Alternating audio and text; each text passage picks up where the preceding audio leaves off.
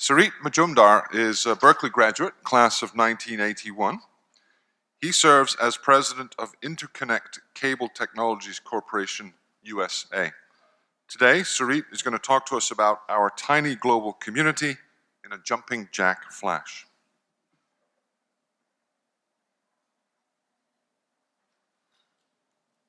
Good morning. I'd like to all start out with a little bit of an exercise. I'd like all of you to stand if you could. And I'm going to ask you to do something that you probably have not been asked to do since maybe third grade PE class, and that's a jumping jack. Now, I know there are people sitting next to you, so kind of do it in a little bit of a condensed fashion, and I'm going to do my own little variation of it. So let's start here with our hands together, and then go out and back together again, and one more, and back together again. You can sit down. First of all, I'd like to thank you for giving me a standing ovation before I even started speaking. I want to demonstrate how that action of going apart and back together again is basically what has happened in our global community over the history of mankind. At one time, we were together, we went apart, and we came back together again. I myself am a Chinese-speaking, Irish Indian American. Now that's a mouthful. How's that possible? Well, I was born in Ireland from Indian parents and came to the United States when I was 6 months old. And what does that really make me? I guess it makes me a little bit of a cultural mutt. That's what I would say. I've looked at forms like this my entire life and wondered, how do I fill that out?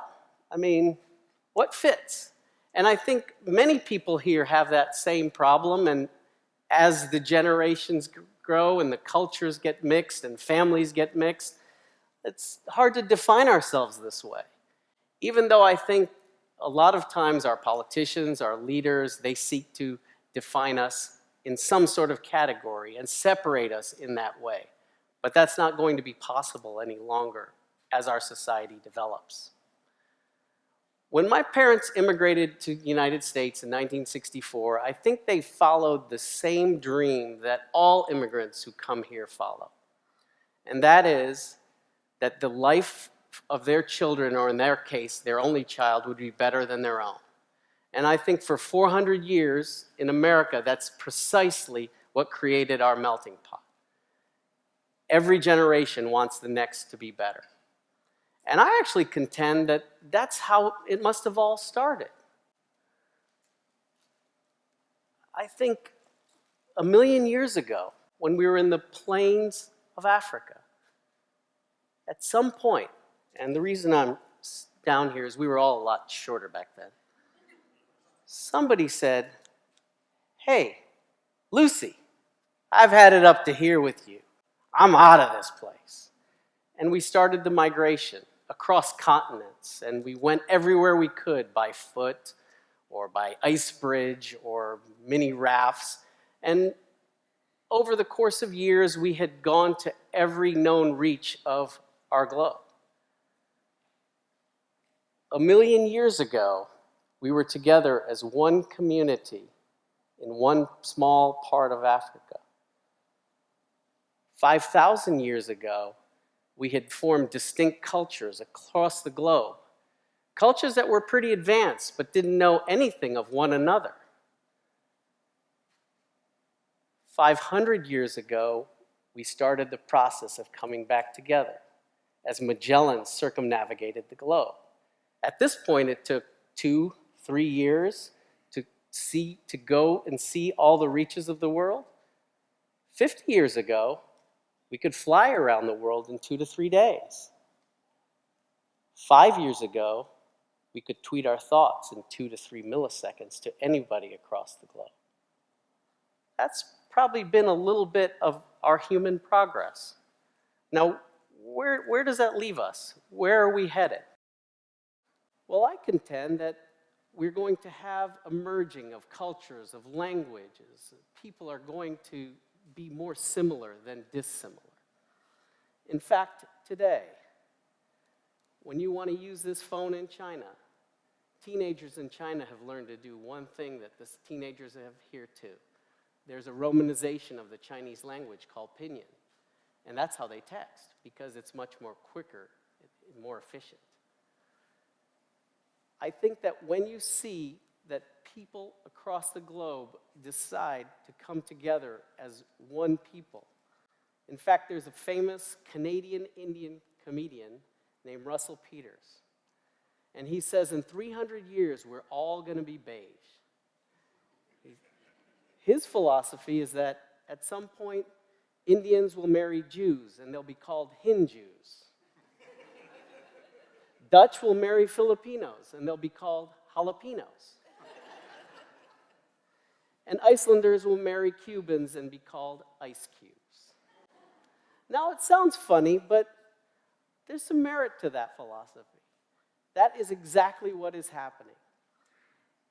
I think our leaders want to build walls, they want to separate us, they want to compartmentalize us. And I thought, why is that true? Why is that happening? Why do these people think that way? And then I thought about it myself, and it occurred to me that we all came of age, our politicians and people like me, in the 60s and 70s. And what we watched on TV was a lot of kind of racial tension, international tension, Cold War, a lot of things that made us scared, mistrustful of others. We tended to see people as different from ours as a potential threat. And I don't think this generation sees things that way at all. In fact, my oldest son, Sean, when he was speaking to me a few years back, I think he was in about middle school, and he was telling me about an incident at his school. And during the process of his conversation, in mid-story, I interrupted him. And I asked him if the person he was talking about was black. And I'll never forget the look in his face. The first look was, he actually had to think about it, because he hadn't categorized that person in any kind of racial category.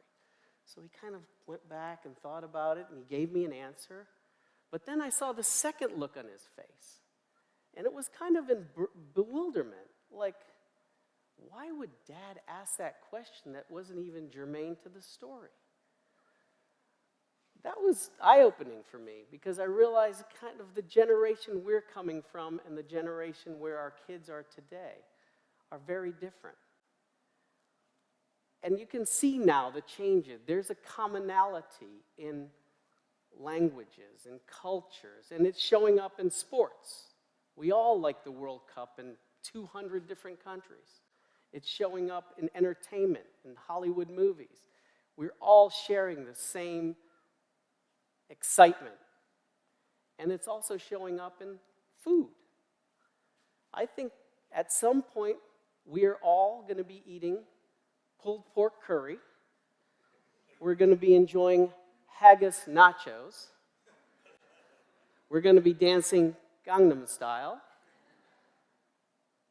And we're going to be watching the NBA slam dunk competition together.